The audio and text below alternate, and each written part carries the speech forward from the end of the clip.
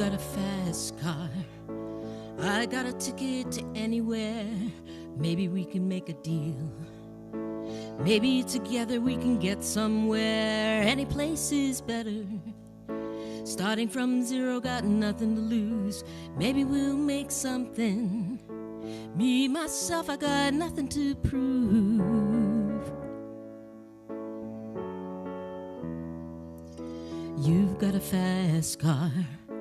I got a plan to get out of here. I've been working at a convenience store.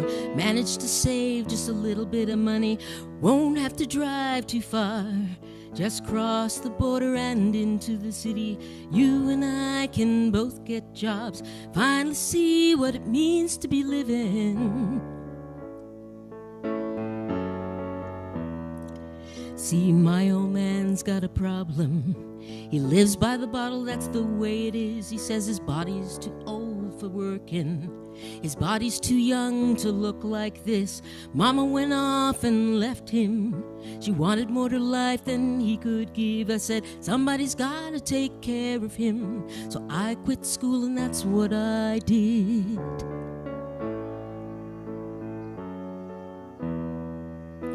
You've got a fast car. Is it fast enough that we can fly away? Still gotta make a decision. Leave tonight or we can die this way.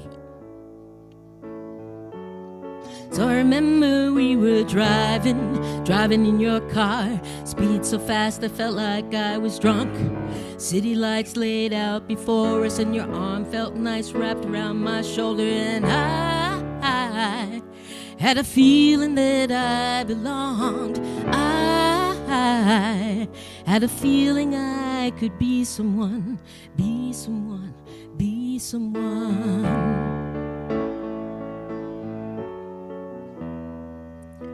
You've got a fast car. We go cruising, entertain ourselves. You still ain't got a job. So I work at the market as a checkout girl. I know things will get better. You'll find work and I'll get promoted. We'll move out of the shelter, find big house and live in the suburbs. So I remember when we driving in your car. Speed so fast I felt like I was drunk. City lights laid out before us and your arm felt nice wrapped around my shoulder.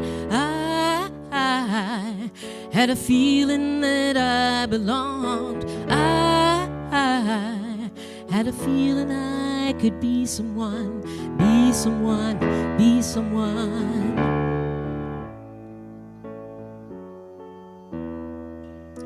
You've got a fast car. Is it fast enough that we can fly away? We've got to make a decision. Leave tonight or we can die this way.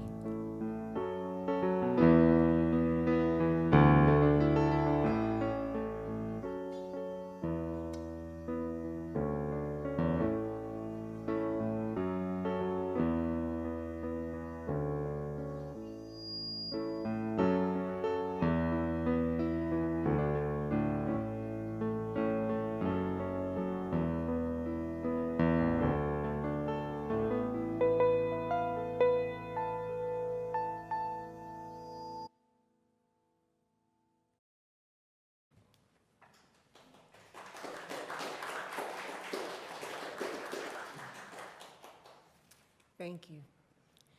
Good morning. Before we begin our service, I want to share with you the work of our community. And as you might guess, as we begin a new church year next weekend, it's a lot. Join us next Sunday for In-Gathering, September 10th, that celebrates community and prepares us for the year ahead. This is obviously a message from Reverend Jamie. The centerpiece of our service is the water ceremony, a ritual that symbolizes our return to the community after a time of rest and renewal. In this multi-gen service, we will also have the traditional blessing of the backpacks, and I hear it can be briefcases too, if anybody still uses those. Maybe you need to bless your computer. Mine could use it. This year, our blessing will be revisited and renewed on the first Sunday of each month as we follow the arc of our last year of interim ministry and prepare to call our next settled minister in June. The service is followed by a garden party and an opportunity for the community to gather and celebrate and continue the water ceremony for those who wish to share their water offerings in the fountain after the service. And as Reverend Jamie mentioned, search, that brings me to a couple of messages from Mel Rutherford, who's at Unicamp this weekend. First of all, the survey. It's important that people answer the survey from a personal standpoint. Don't try to think about what the church needs or the church wants. What we need to collect is what you want from each and every one of you so that we can collectively take that and develop a perspective that truly reflects the wants and needs of the congregation. There'll be a paper survey available, and Karen Trollope-Kumar will have that for In-Gathering Sunday next Sunday. And the second thing is pretty exciting because part of Search is having a program called Beyond Categorical Thinking.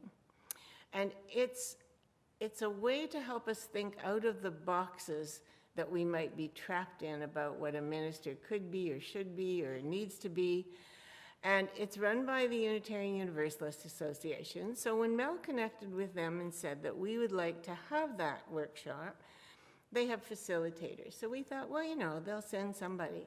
No, they are not sending somebody.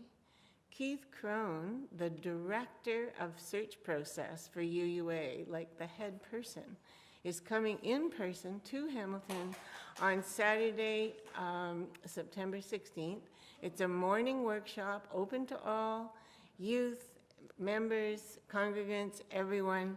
There'll be refreshments. It'll be 2 1.5-hour chunks. It'll be online as well as here in the sanctuary. So get it in your calendar, and here's my... Oh, yeah, I was just going to say that, Tim. Childcare will be provided either in your own home or here, whichever works for you.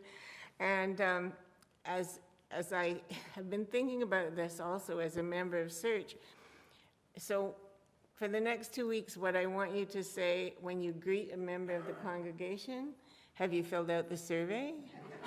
Are you coming to Beyond Categorical Thinking? Those are your greetings for the next 2 weeks. So I hope you can indulge me in my humor a little bit. And we have many other announcements. So first of all, from Eva Rothwell, the fall meeting of the volunteers is this Tuesday, 12:30 at Eva. This is a chance to bring friends or people who might be thinking about volunteering. And if you have any questions, see Charlie or Doreen or contact them. And it's September. We have a huge need at Eva for donations of children and youth clothing, as well as always men's. Contact Doreen or Martin Dooley or bring things in and put them in the bin. And from the Food for Thought Book Club, the book for September is The Library Book by Susan Orleans, and the date of their meeting is September 18th, 1:30 in Fellowship Hall, and see Nancy Cove if you have any questions. Zoomers and Boomers, their first social is this Wednesday, 1:30 in Fellowship Hall, and come, bring a friend, discuss plans for the year, and contact Charlie.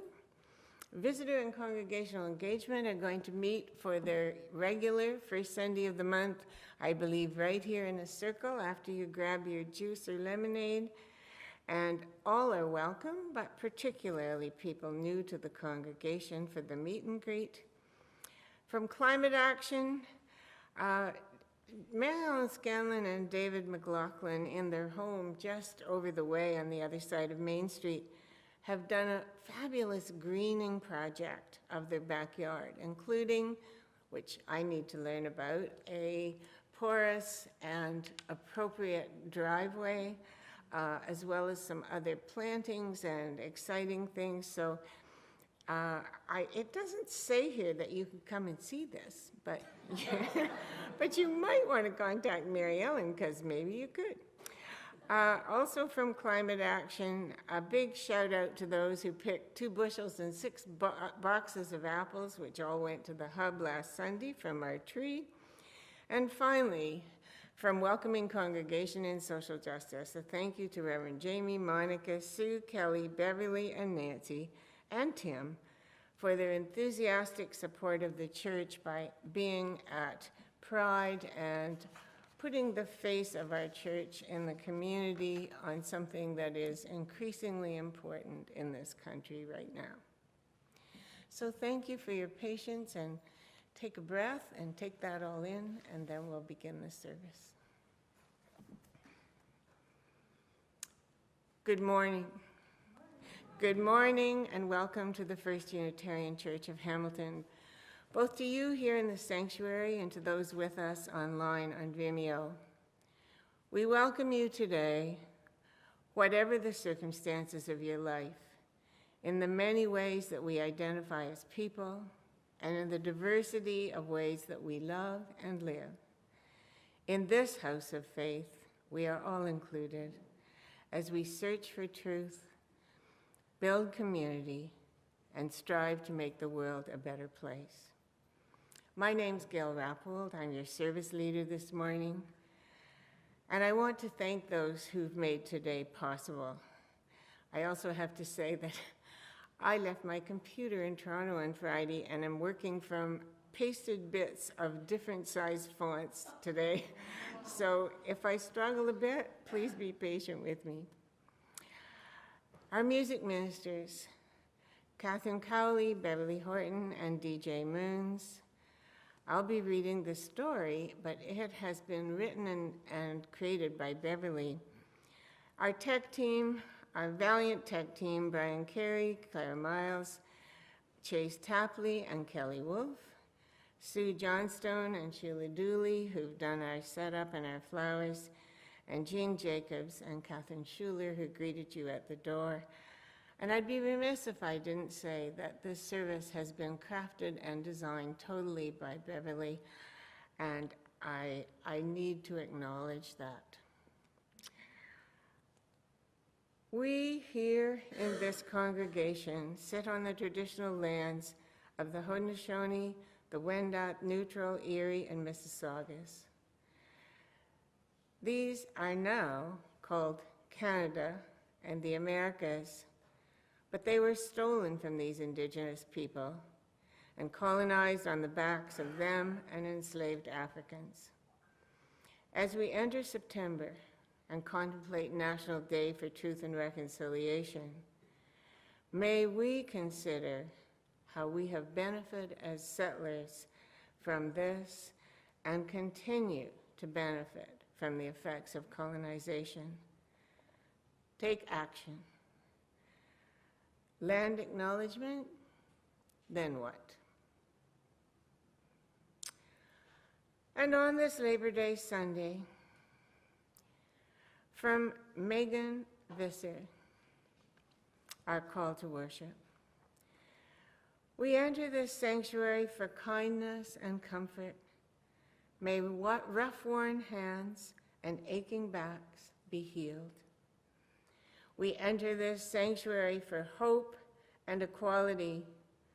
May those who labor to survive live to know justice. We enter this sanctuary of love and vocation. May our bonds of solidarity be strengthened. We enter this sanctuary of courage and friendship. May we proceed hand in hand toward freedom.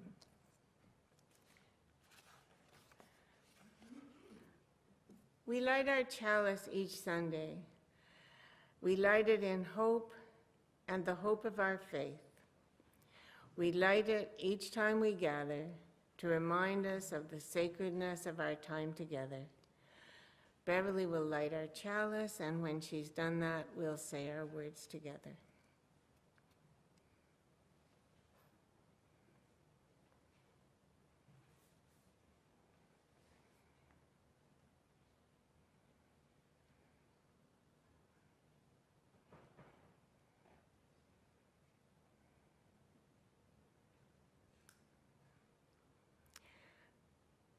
May this flame be our light of friendship and love. And now, if rise as you are willing, and we will sing together number 1007, There's a River Flowing in My Soul. And Catherine will lead us, and I believe the words will appear.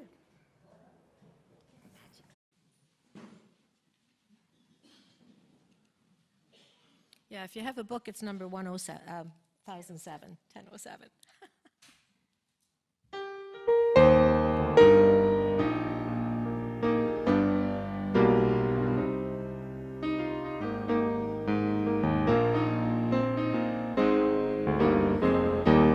There's a river flowing in my soul.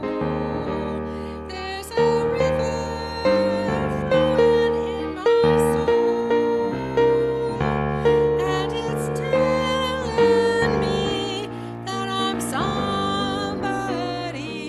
There's a river flowing in my soul. There's a river flowing in my heart. There's a river flowing in my heart, and it's telling me that I'm somebody. There's a river flowing in my heart. There's a river flowing in my mind.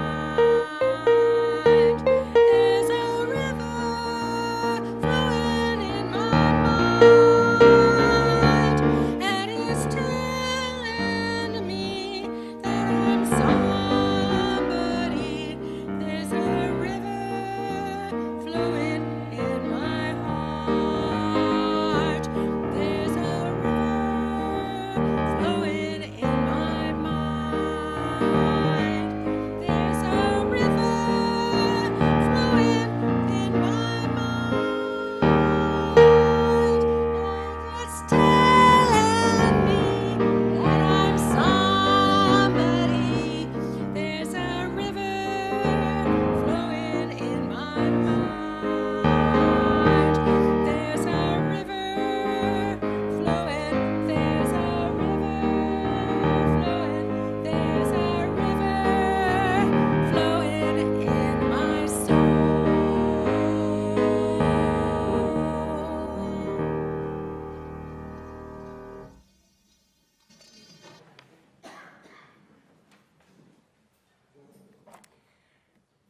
So our story this morning is written by Beverly, and with any luck, I'm going to be able to both read it and push the button at the right time.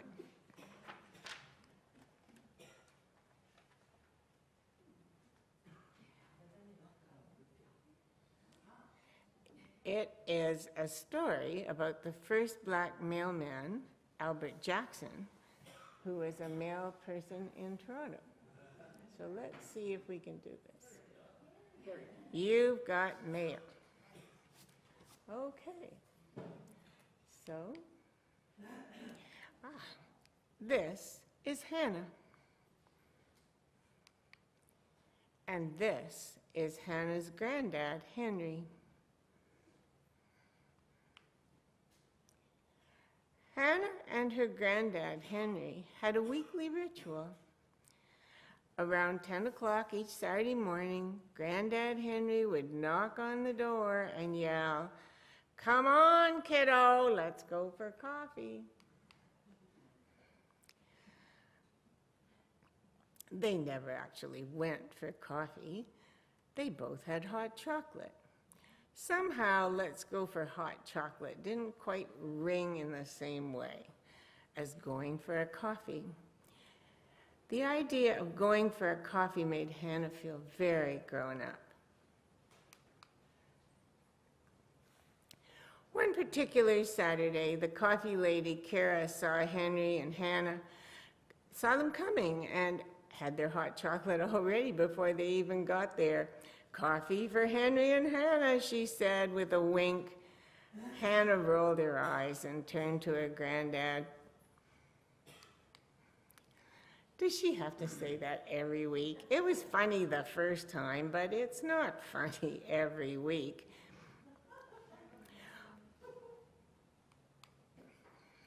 Once they settled in, Granddad said, "I have a story to tell you. Have I ever told you about Albert Jackson?" "No, who's that?" Hannah asked. "Albert Jackson was the first black mailman in Toronto." "That's who." "Really? Who was that? When was that?" "Oh, that was in 1850s. Hannah smiled as she said, "Oh, so you knew him personally." "You're hilarious." "No, of course I didn't know him." Anyway, Granddad Henry continued, "Albert Jackson was born in Delaware in the 1850s. His mother, Anne Maria, escaped from the United States to Canada with 7 children, and he was the youngest. He was just a toddler at the time. On one of their previous coffee dates, Henry had explained to Hannah how enslaved people from the United States came to Canada as freedom seekers, so Hannah understood what Granddad was saying about how and when Albert and his family had come to Toronto. Albert Jackson was hired by the Postal Service and worked in the post office for 36 years until his death in 1918. And his living relatives knew little of his achievements until recent years. And you know what, Hannah? After many years of sponsoring events and giving talks at school, some of those relatives persuaded Heritage Toronto to put up a plaque honoring their important ancestor. Canada Post even released an Albert Jackson stamp to recognize Jackson's distinguished service to the Canadian Postal Service, Granddad Henry added.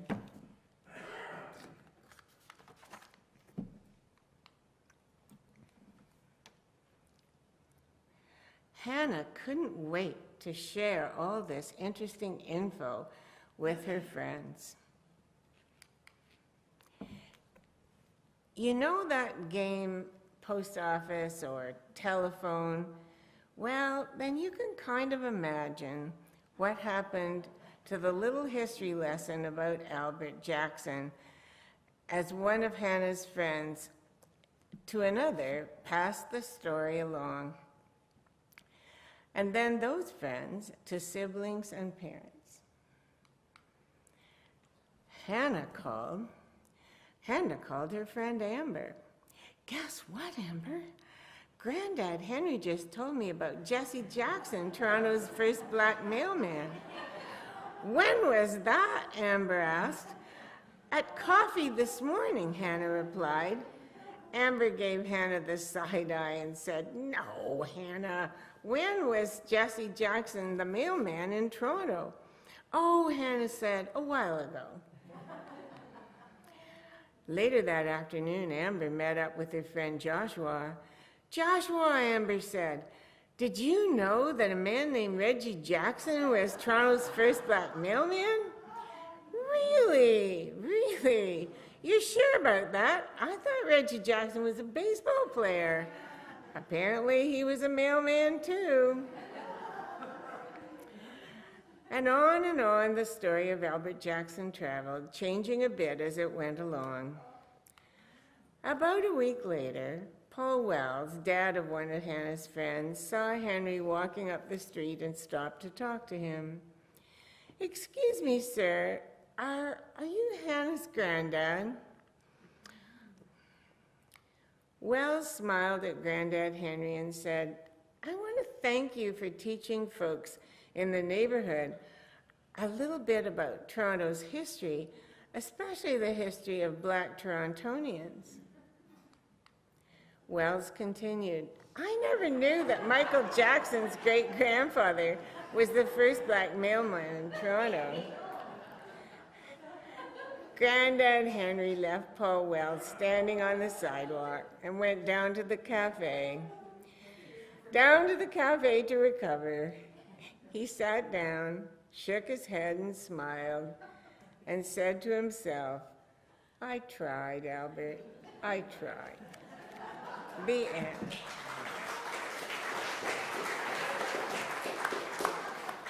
So, do we have any? Oh. Some children? Where are they? Oh, okay. So we will sing the children out with Catherine with our children's song. As you go. May joy surround you as you go. Go in peace. Know our love is With you always as you go, as you go.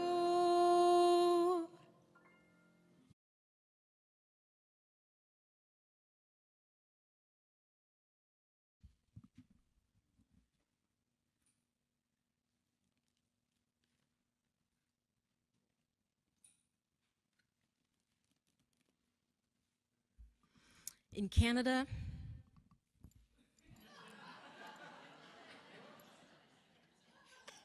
you got a little bit of reverb going on there, I think.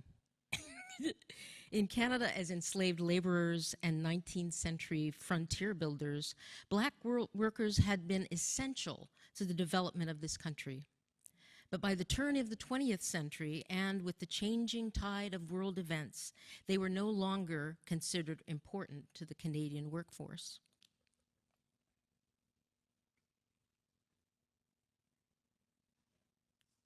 Next.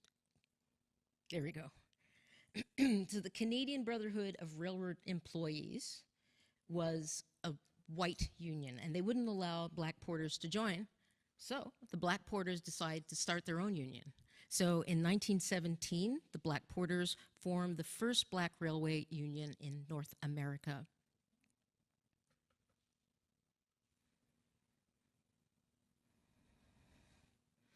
Despite having the protections of the Union and despite having won medals at the 1932 Olympics and the 1934 British Empire Games, Ray Lewis, when he returned to Canada, returned to work as a porter for the CPR, the only work he could get. I knew Ray Lewis. He was a member of my father's church, the Stewart Memorial Church. And a school, an elementary school, was named after him. And when it opened, Vivian, who's Ray's wife, decided that she wanted me involved in the ceremony in some way. And I don't know why, but I had made the mistake of telling her that when I was in high school, I'd played the trumpet. So she said, well, usually, processionals will have, fanfare, trumpet. I was very fortunate that I had somebody playing with me because I lost my embouchure like halfway through the ceremony, and he was on his own. Gail's good friend, Susan Fox, was the first principal at the Ray Lewis School. The Maya Angelou poem, And Still I Rise, I'm going to change it a little bit and use the phrase, and still we rise. Despite all the trials and tribulations that Ray Lewis went through, he was named an Officer of the Order of Canada in 2001 and had a Hamilton, as I was saying, a Hamilton Elementary School named after him in 2005. Another person related to the railway was Stanley Grizel. He was elected as the president of his Brotherhood of Sleeping Car Porters, the local of that union. And he pushed the CPR, the Canadian Pacific Railroad, to open the management ranks to black people. In 1959, Grizel and Jack White were the first black Canadian candidates to run for election to the Legislative Assembly of Ontario for the Cooperative Commonwealth Federation, which was a predecessor to the NDP. He received the Order of Ontario in 1990 and the Order of Canada in 1995, and still we rise.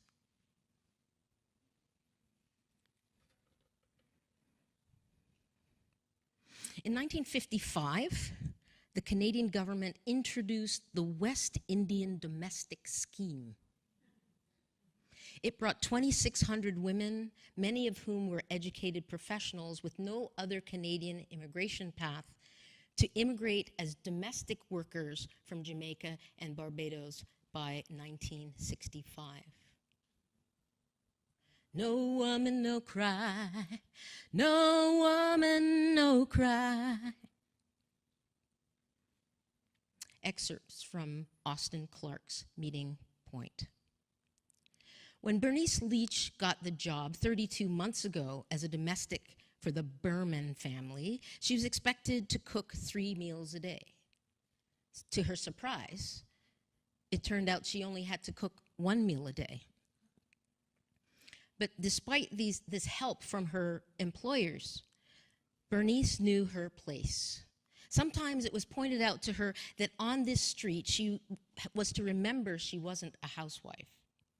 A head would lean out of a passing car or would draw back a window blind to wonder and to consider the possibility that the 2 healthy-looking children belonged by blood to the woman into whose hands they had been entrusted. One snow-filled afternoon, a woman driving a blue Cadillac stopped and waited until Bernice and the children got alongside. And when she thought they could hear and were in smelling shot of her Estee Lauder Youth Dew perfume, she pulled her spectacles down her long Semitic nose and said, "Well," in that short, aggressive manner. That really meant shit, right? That was the day Bernice wished everybody in Forest Hill, man, woman, and child, dead. The day when a tear came to her eyes and shimmered. She was only supposed to cook for the Bermans, but Mrs. Berman used to rent Bernice out to her friends. She said to one of her friends one day, "Oh, that costs money. I will send Bernice over. She can do the work of a mule, 2 mules. And look, you don't even have to bother paying her. Bernice will come, darling." Oh, I couldn't do that, but she'd already mentally accepted the offer of Bernice's sweat. Forget it. Don't spend your money foolishly. But would Bernice come? You know how those West Indian women feel. Will Bernice come? Irene, are you forgetting Bernice is my maid? That's what I pay her to do.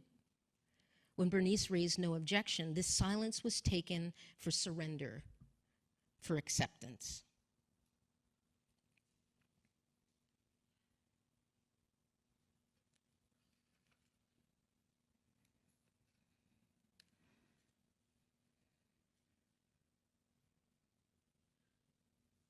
These newfangled things.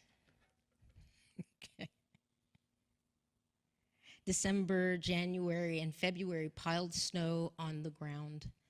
Added to this, Mrs. Berman refused to raise her wage from the $90 a month with which she had started almost 3 years ago in 1960.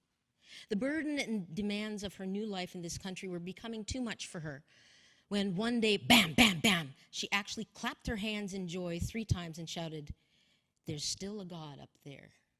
There must be a God somewhere."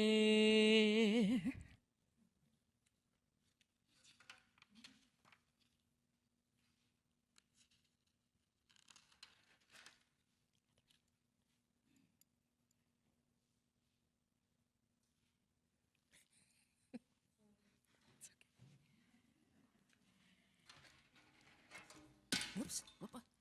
Sorry. No.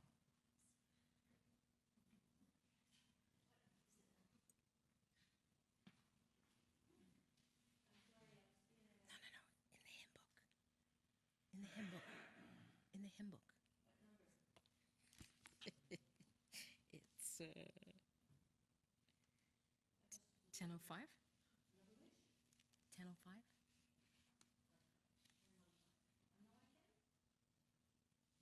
you know. You're right. I'm wrong.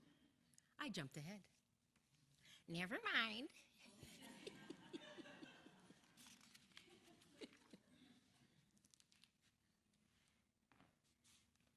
No, I actually was right. Which side are you on? The script has changed a few times. Which side are you on? Right. So you're going to be asked to sing the chorus along with Catherine, and she's going to tell you what it is. Right, Catherine? Yes. So the chorus, and you'll be, am I on? You'll be familiar with this once we get started. I sometimes think that Beverly asked me to do this because she knew I had so much to learn. So I learned about a woman by the name of Florence Reese who wrote this number. And like, you know, Pete Seeger, lots of people sang this piece. And it's sort of familiar to me. But now I've got the lyrics and I'm not going to, you know, it's in here now. And so Florence Reese, her father was a miner, and he died in the mines. And her husband was a miner and developed black lung. And she got up there, and she was talking to these union guys, you know. And so this is a song she wrote.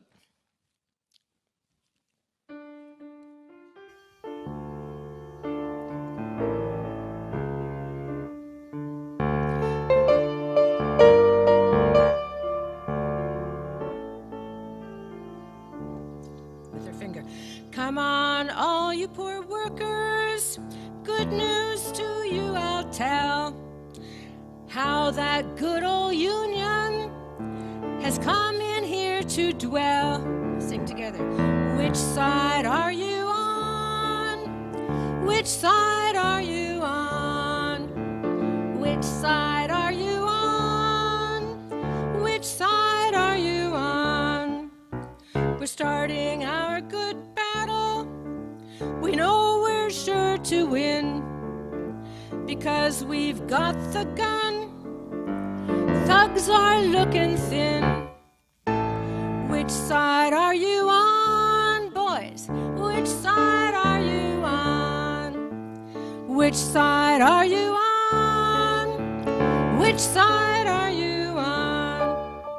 You go to Harlan County, there is no neutral there. You'll either be a Union man or thug for J.H. Blair. Which side are you on?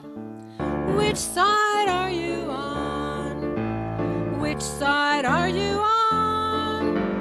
Which side are you on?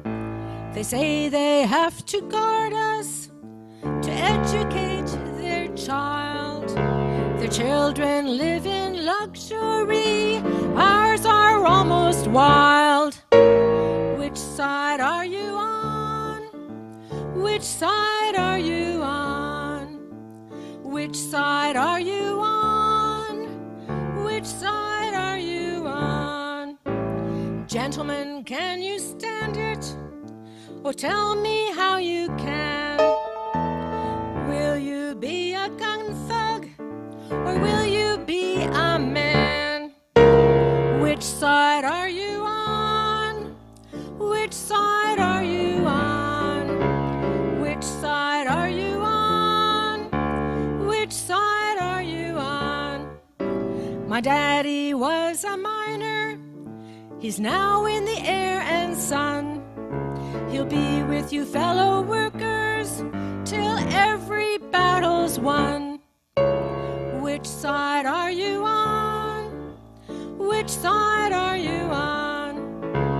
Which side are you on? Which side are you on? And then she said, now all of you know which side you're on, and they'll never keep us down.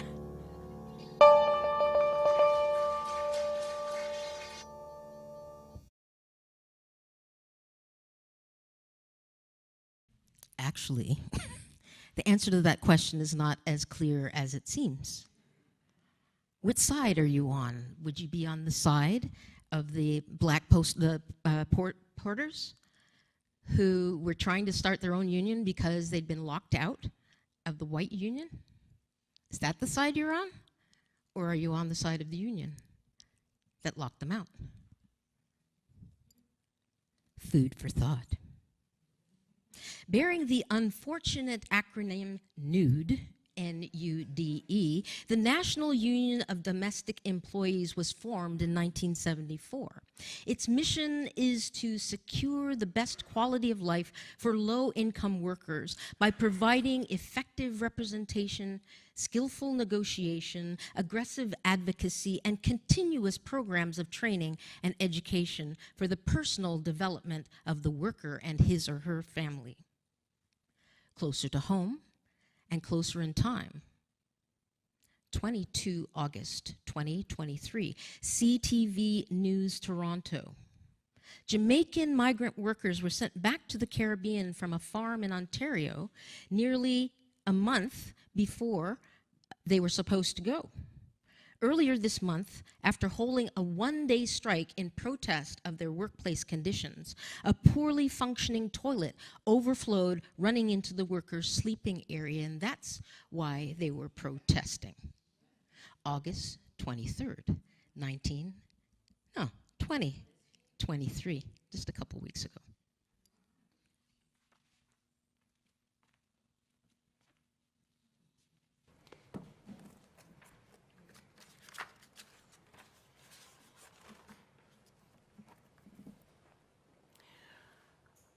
Our meditation words this morning are 3 short quotes, 2 from Maya Angelou and 1 from Audre Lorde. I'll read each one and give you a moment to absorb. In these moments of contemplation, I invite each of you to breathe, to close your eyes if you wish. After the readings, there'll be a few moments of silence and then music. During the music, you may come forward and light a candle for your own joy, sorrow, or concern.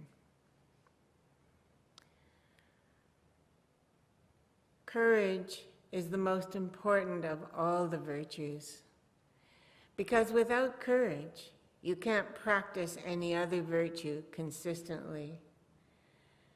You can practice any virtue erratically, but nothing consistently without courage.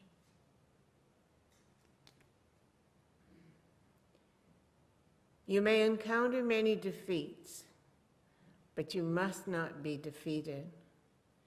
In fact, it may be necessary to encounter defeats so you can know who you are and what you can rise from, how you can still come out of it.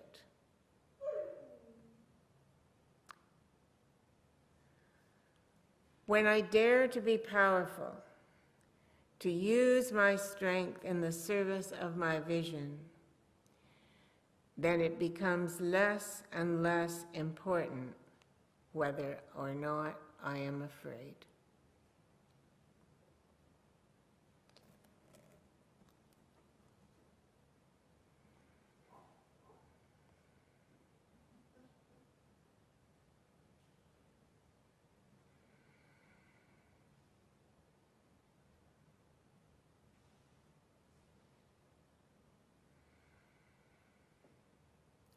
Amen.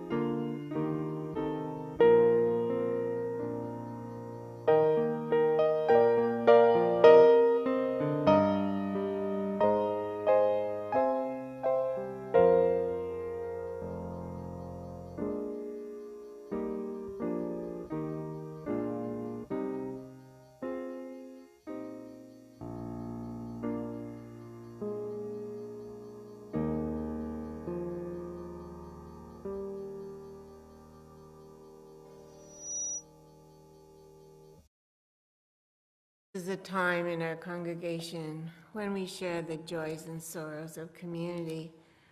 And I have two sorrows this morning. First, from Kathy Brown. It is with great sadness that I send word of the death Thursday of Michael Neeson, father of my sons Jason and Jed, papa of my 4 grandchildren. With him, I shared some of the most important years of my life. Thank you, Michael. Go well with the tambourine man. He'll take you on a trip on his magic swirling ship. He'll play a song for you, and in the jingle jangle morning, he'll come following you. Our thoughts are with Kathy and her children and grandchildren at this difficult time. And from Charlie Pond, June Graham passed on July the 7th, and we only learned of this when her obituary was in the newspaper this week. She was born on June the 3rd, 1920, and died at the age of 103 after a long, interesting, and productive life. She was surrounded by her family in her last days and hours at Idlewild Manor. Many of you know her as a person full of joy and excitement. The congregation will release a link to her obituary this week and details about a celebration of life, which is scheduled for October 1st. And a combination joy and sorrow from Susan and Ian Johnson. The joy is Ian's surgery was successful. He's out of the hospital and even did a 5-minute walk around the complex where they live with the walker after his heart surgery. And the sorrow is, you may have noticed something on Susan's arm. She broke her wrist very badly and had to have surgery, and it's all wrapped up for at least 3 weeks. So please watch for something about a meal train, because one of the ways we can support is 3 weeks of dinners and suppers that we can deliver. And I'll be outside as part of Building Caring Community if you want your name on the list or to know a bit more about it. I'm taking names, okay? And finally, I have a joy, which feels a bit weird because it's from myself, but nonetheless, it is a joy. Some of you know that I have family far away that I'm very close to. My 2 nieces and their children and husbands who have been here for 2 weeks from Vancouver and Austin, Texas. What a gift to hold these dear children and see Emma and Adri face to face up close. It's been a wonderful 2 weeks.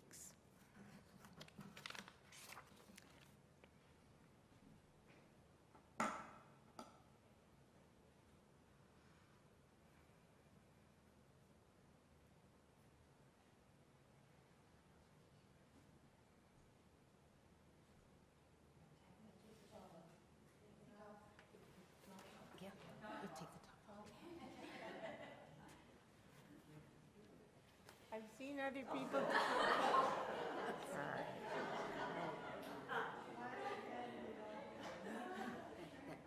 Now this.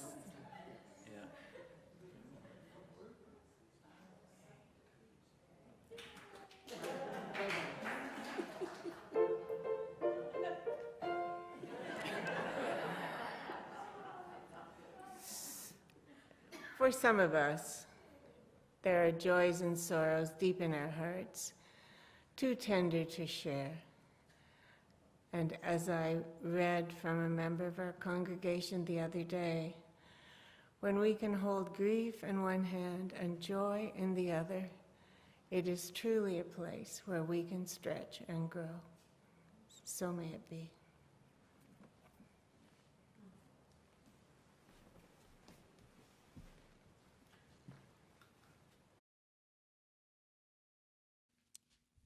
So I just need to set up this video very quickly. The person featured in the 2 little clips that you're about to see is Ona Mae Allen. Ona Mae turned 99 2 weeks ago, and I went to visit with her and do this this interview. She is hilarious. I tried when I clipped the interview to get as many of the little hilarious bits as possible, but if you'd like some time to see the whole interview, I'd be happy to host a viewing party.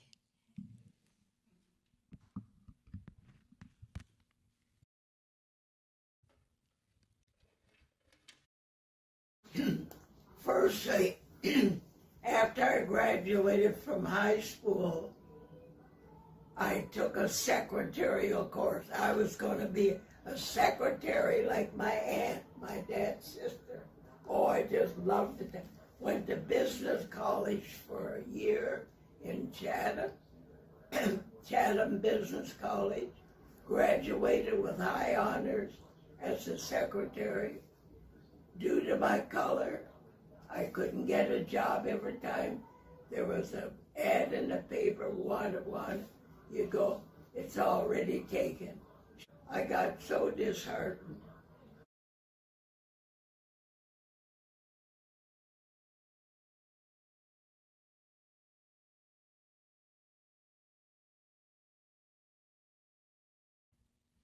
Abide with me,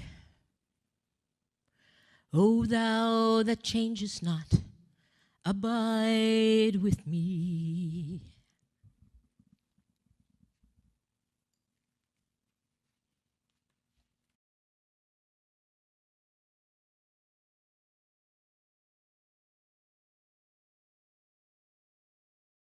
Worked in a tomato factory for a year. I had to do something. And that's when Reverend Perry came up to one of our church. We had something, conference going on. Constantine Perry was in. He had a big mouth. And he knew everybody in the government, you know, in Toronto. So he said, there's a nursing assistant course coming up in led by the government. In 1946, the first class starts October 46, and there'll be one class a month formed to give girls a job to help the RNs after the war because they needed more nursing hands. So they're calling them registered nursing assistants.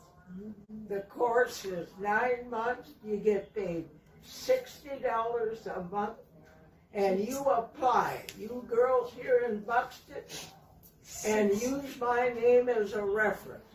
And if there's any, you know, this thing that's not, you're not receiving any answers, give me a call. Cora Prince and I came to Hamilton. I'll never forget it. October 1946, the same year my brother started as a porter on the train, the CNR. Well, back in the day, honey,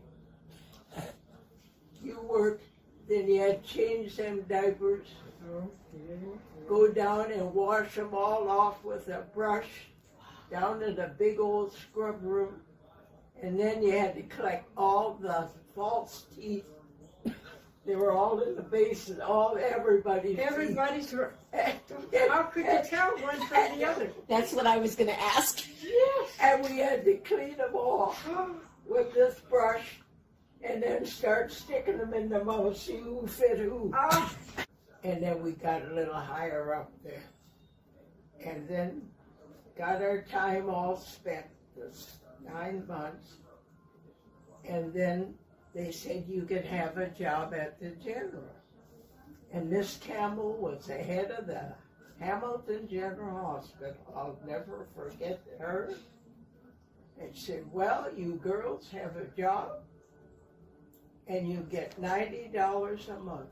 We thought, my God, we can't live on $90.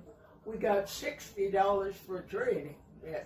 So we stayed a month, and a girl, one of our buddies who was working along with us, said, you know, we can go up to the sanatorium. You make more money.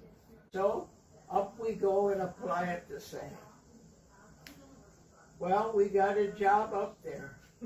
We had to work in the children's ward for a certain length of time until your BCG become positive that you will work with active TB patients. They'd be in there for months and months. Indian children from way from home. But then the head nurse and the head doctor, Dr. Urick and his sister, Miss Urick, said, "You girls love nursing so well. Why don't you go in training to be a registered nurse?" And that was the encouragement we got. One of my best friend's mother stated she didn't feel it was time for the black people yet. We were accepted and went in training in 1948.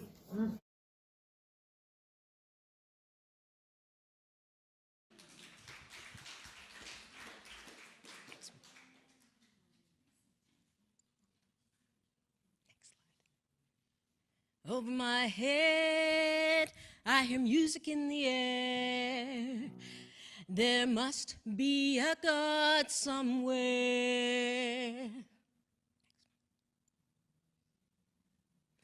So that is a picture of Ona's nursing cap. She and Cora Prince Travis from North Buxton were the first black nurses to train and graduate as RNs in the Chatham area in 1951. And Ona began at the Hamilton General Hospital in 1952 and remained there for the next 36 years, retiring in April 1990. One sec. No, this is the best part. Ona had been well into her career before the Ontario Nurses Association, the Nurses Union, began. That was in 1973. So I said, "Ona, it wasn't lost on me that the initials of the Ontario Nursing Association are the same as your name." And she paused and she looks at me, "That's right." She told me nothing about her union experience, but to me that said everything.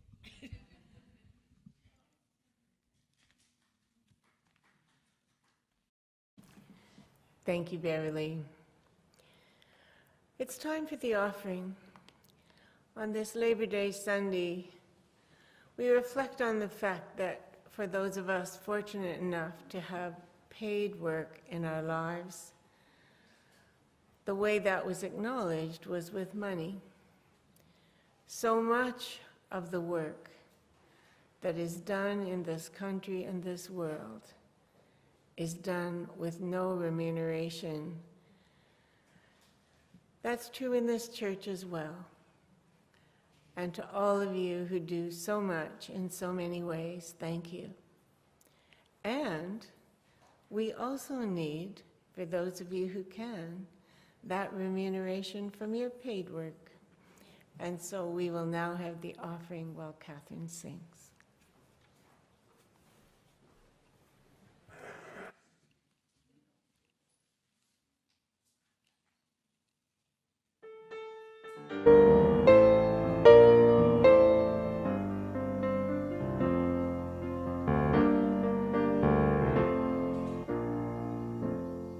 Though days be dark with storms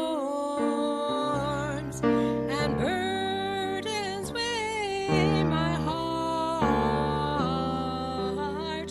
though troubles wait at every turn, I know I can go on. Though sorrows has my soul,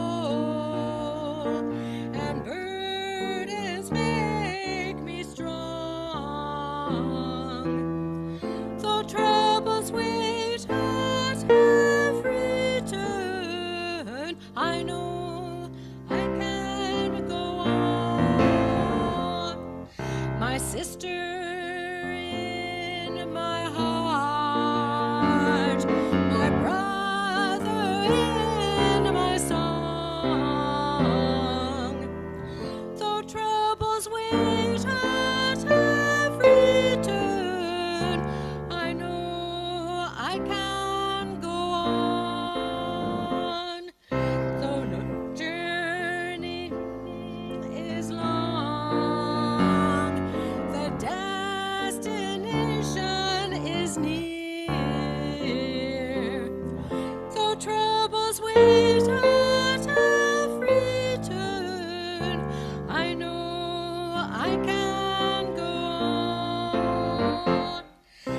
Brothers, take my hand, and sisters, sing my song.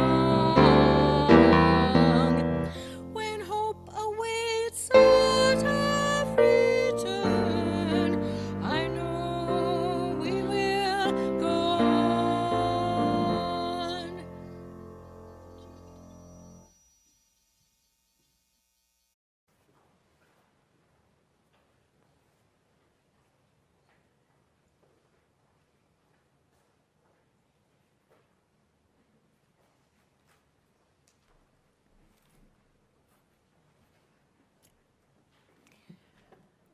Thank you for your monetary gifts that keep the lights on and our wonderful staff paid. Thank you.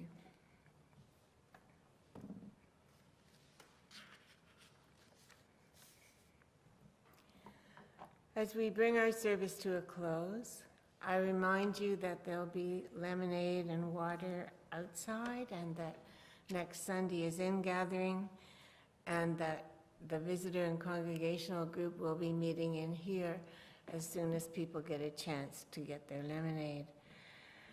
Our benediction is from Michelle Obama. You may not always have a comfortable life, and you will not always be able to solve all the world's problems at once.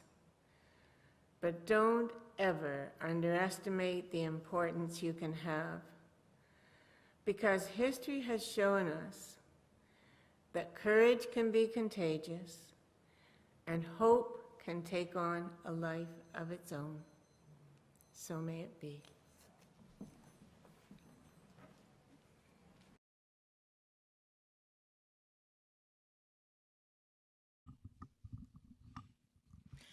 So you can sing along with this one, except you have to follow my rhythm. The rhythm in the book is very white. It's very white. So follow DJ and I. So our postlude is Over My Head.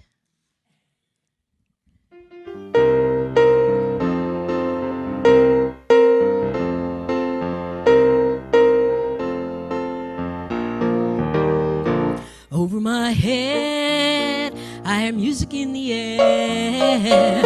Over my head, I feel music in the air. Over my head, I feel music in the air. There must be a God somewhere. Over my head, I hear singing in the air. Over my head, I see singing in the air. Over my head, I hear singing in the air. There must be a God somewhere. Over my head, I see trouble in the air. Over my head, I see trouble in the air.